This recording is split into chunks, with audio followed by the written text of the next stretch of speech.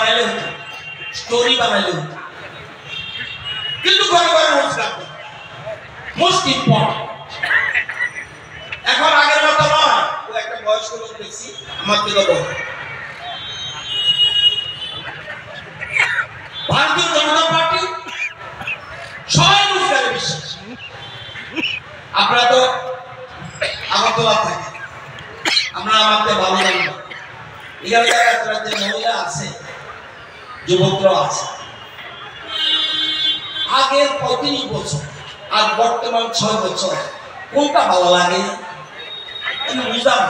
আমি তো মন্ত্রী, আমাকে বুঝুন লাগবো আসলে ভালো না খারাপ ক্লিয়ার হয়ে যায় কোনটা ভালো। এখানে যদি বলি কারা কারা পান্না চাল পান, একটু হাত উঠান তো দেখি। ওই দেখেন অবস্থা নেই, হাত উঠান তো দেখি যারা ফ্রি চাল পান। কেন এত বছর হইল না? কেন এত বছর হইল না? কেন বিজেপি একদিকে বলছে ঘরে ঘরে রোজগার, আত্মনির্ভর, স্বামী বিবেকানন্দ আত্মনির্ভর।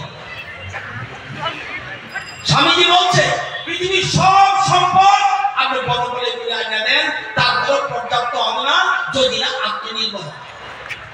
মুশকিল এই দেশে এই নীতিকে সামনে রেখে দেশের প্রধানমন্ত্রী নরেন্দ্র মোদী আজকে ডেভেলপমেন্ট কি আর ডেভেলপমেন্ট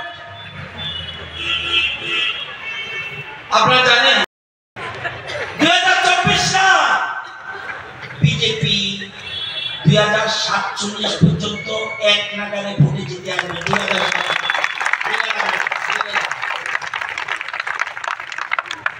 যে ভুল হয়েছে এই ভুলের প্রায়শ্চিত্ত করতে হবে একমাত্র 24 লোকসভা নির্বাচন দেখাই দিতে।